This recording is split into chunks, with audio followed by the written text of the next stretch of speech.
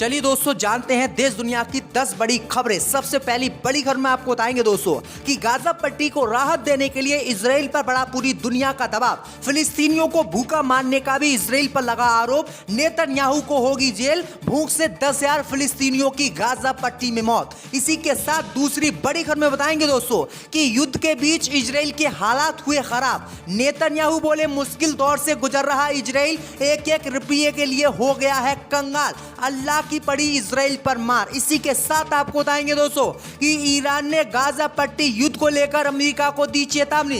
कहा जैसे आप अफगानिस्तान से भागे उसी तरीके से आप मुस्लिम देशों से भागोगे। आपकी सेना को मुस्लिम देशों में नहीं रहने देंगे। ईरान ने बड़ी धमकी अमेरिका को दे दी है। इसी के साथ अगली बड़ी खबर में बताएंगे दोस्तों कि यूएन में पाकिस्तान ने मोदी सरकार को दी गीदड़ भभकी।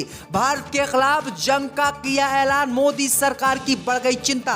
इसी के साथ आपको अगली बड़ी खबर में बताएंगे दोस्तों कि राम मंदिर बनवाने के लिए बाबरी मस्जिद को तोड़ने वाले लाल किशन आडवाणी और मुन्नी मनोहर जोशी को राम मंदिर के उद्घाटन में आने पर मोदी सरकार ने लगाई रोक। इन दोनों ही आरएसएस के आतंकवादियों को मोदी ने राम मंदिर से कर दिया बाहर। इसी के साथ आपको बताएंगे दोस्तों कि पाकिस्तान के पीएम ने कर दी पुष्टि। भारत के मोस्ट वांटेड आतंकी दाऊद इब्राहिम की पाकिस्तान के अस्पताल में मौत। तो दोस्तों सभी खबरों को आपको एक एक कर बताने वाले हैं। वीडियो को लाइक कर चैनल को सब्सक्राइब कर दें। इसी के साथ दोस्तों बढ़ते हैं अगली खबर की ओर। तो गाजा पट्टी को राहत देने के लिए इजराइल पर बड़ा दबाव। फिलिस्तीनियों को भूखा मारने का लगा इजराइल पर आरोप। नेतन्याहू को होगी जेल। दोस्तों आपको बता दें कि गाजा पट्टी में सैन्य कार्रवाई को लेकर इजराइल पर दबाव बढ़ता जा रहा है। संयुक्त राष्ट्र आम सभा में भारी बहुमत से युद्ध विराम की मांग वाला प्रस्ताव पारित होने के बाद अमेरिका की कोशिश है कि गाजा में इजरायली कार्रवाई को कम किया जाए और इस युद्ध को खत्म करा जाए। अब खबर सामने निकल कर आई दोस्तों कि इजराइल के ताजा हमले में गाजा पट्टी में 110 फिलिस्तीनी मारे गए हैं, जिससे पूरी दुनिया इजराइल से नाराज हो गई है और इजराइल पर अब गंभीर आरोप लगने लगे हैं। दरअसल आपको बता दें कि गाजा पट्टी में इजराइल के हमलों के बाद फिलिस्तीनियों को भूखा मारने का इजराइल पर आरोप लगा है, जिसके बाद पूरी दुनिया ने इजराइल पर हत्या का आरोप लगाते हुए इंटरनेशनल कोर्ट में केस दर्ज करने की भी मांग की है, जिससे नेतन्याहू की चिंता बढ़ गई है और नेतन्याहू को कभी भी गिरफ्तार किया जा सकता है। इसी के साथ दोस्तों अगली खबर में बताएंगे कि युद्ध के बीच खराब हो रहे हैं इजराइल के हालात। नेतन्याहू बोले बर्बाद हो गया है इजराइल। दोस्तों आपको बता दें कि गाजा पट्टी में 2 महीने से जंग लड़ रहा है इजराइल। इस समय बर्बादी की कगार पर है और युद्ध के बीच इजराइल के हालात बहुत ज़्यादा खराब हो गए हैं। हजारों की संख्या में इजराइल की कंपनियां बंद हो गई हैं क्योंकि उनमें काम करने वाले लोग नहीं हैं। इसी के चलते इजराइल बहुत मुश्किल दौर से गुजर रहा है। खबर सामने निकल कर आई दोस्तों कि इजराइल के प्रधानमंत्री ने कहा है कि जब से हमने गाजा पट्टी में जंग छेड़ी है तब से हमारा देश बहुत बुरे आर्थिक हालात से गुजर रहा है और देश में स्थिति बहुत ज़्यादा खराब है। अगर ये जंग 1-2 महीने और चली तो इजराइल कगार बर्बाद हो जाएगा और तंगहाली की कगार पर पहुंच जाएगा, क्योंकि ना तो हमारे पास हथियार बचे और ना ही अब पैसा बचा है। वहीं आपको बता दें कि अब नेतन्याहू ने कहा है कि जो देश हमारी मदद कर रहे थे उन देशों से संपर्क करने की इस समय हमें जरूरत है। उन देशों से हमको मदद चाहिए। यानी आपको बता दें कि नेतन्याहू इस जंग में पूर्ण रूप से बर्बाद हो गया है। इसी के साथ दोस्तों अगली खबर में बताएंगे कि ईरान की अमेरिका को चेतावनी। कहा मुस्लिम देशों में अमेरिका के कालीन बिछाने के सपने हुए खत्म। अब अमेरिका की मुस्लिम देश नहीं मानेंगे। दोस्तों आपको बता दें कि ईरान अमेरिका को अपना सबसे बड़ा दुश्मन मानता है। हाल के समय में ईरान और अमेरिका में तनातनी और ज़्यादा बढ़ गई है। इस बीच ईरान की ओर से एक और बयान सामने आया है जिसमें अमेरिका को कड़ी चेतावनी दी गई है। इजराइल और हमास की जंग के बीच ईरान ने अमेरिका के कम होते बावजूद का सवाल उठाया है और कहा कि अमेरिका की भूमिका मुस्लिम देशों में लगातार कम हो रही है। ईरान ने अमेरिका को अत्याचार करने वाला बताया और कहा कि हथियार और पैसे ही जंग जीतने के लिए पर्याप्त नहीं होते हैं।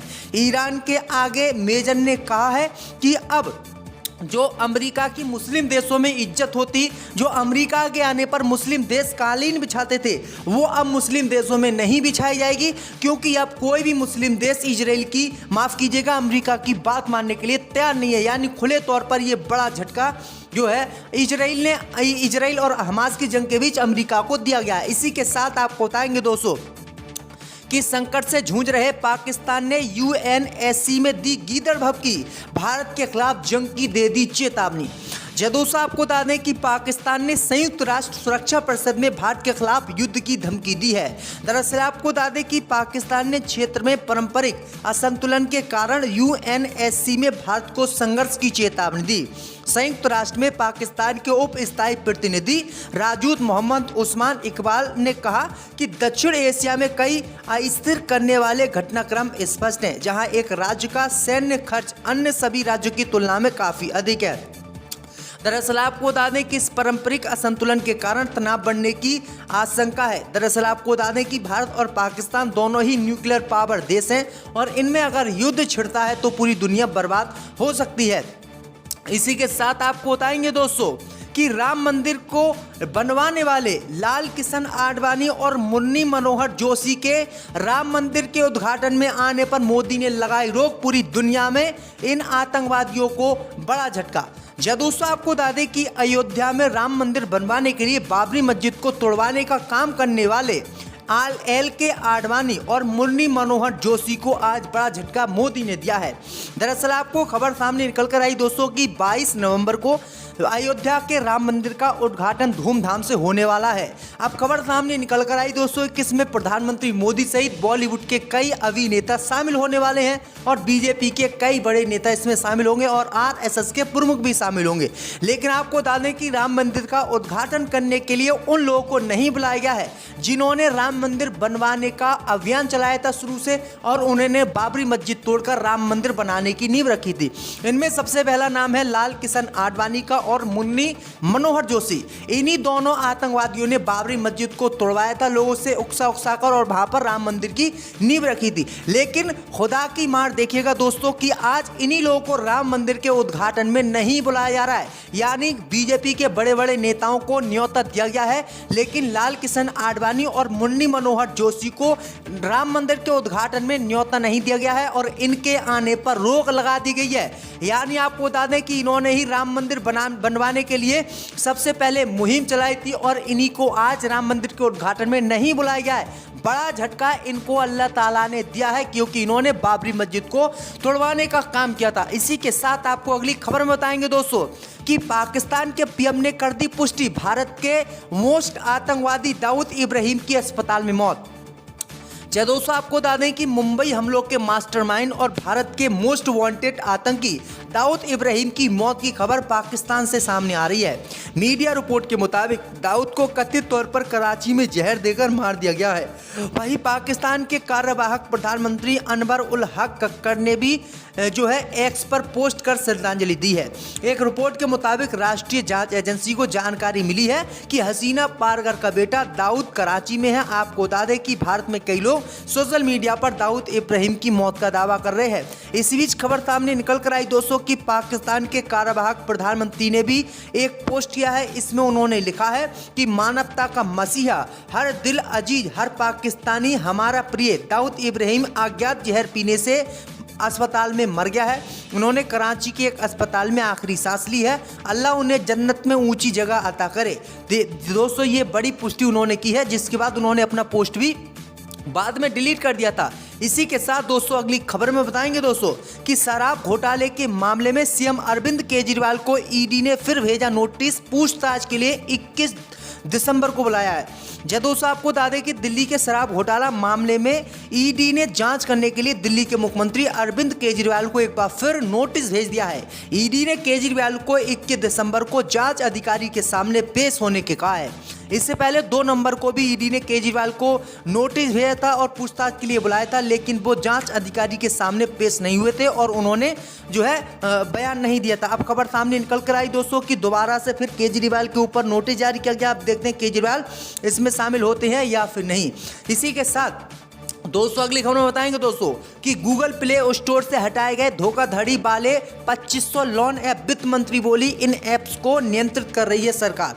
दोस्तों आपको बता दें कि केंद्र की मोदी सरकार ने सोमवार को लोकसभा में बताया कि गूगल ने अप्रैल 2021 से जुलाई 2022 के बीच अपने प्ले स्टोर से 2500 से अधिक धोखाधड़ी वाले लोन ऐप को हटा दिया है। खबर सामने निकल कर आई दोस्तों कि वित्त मंत्री निर्मला सीतारमण ने लोकसभा में इसकी जानकारी आज दी है और उन्होंने कहा कि इन ऐपों के जरिए बहुत बड़ी धोखाधड़ी हो रही थी, लोगों के साथ फ्रॉड हो रहा था और इसी को देखते हुए सरकार ने इसका विरोध किया और कार्रवाई करने की मांग की और अब इन ऐप्स को हटा भी दिया गया है। यानी बड़ी खबर सामने निकल कर आई दोस्तों कि सरकार के कहने पर यह बड़ी कार्रवाई इन लोन ऐपों के ऊपर हुई है।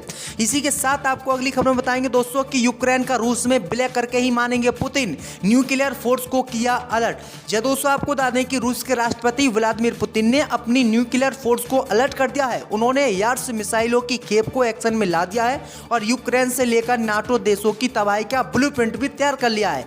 इंतजार है कि बस 2024 में होने वाले चुनावों के फैसले का। अगर 2024 में पुतिन फिर से रूस के राष्ट्रपति बने तो यकीन मानिएगा का यूक्रेन का रूस में विलय भी तय है और इसके लिए परमाणु युद्ध से भी रूस पीछे नहीं हटेगा। तो ये बड़ी अपडेट आ रही दोस्तों कि इतने दिनों से जंग चल रही है और इस जंग में अब रूस ने यूक्रेन को मिलाने का ऐलान कर दिया है।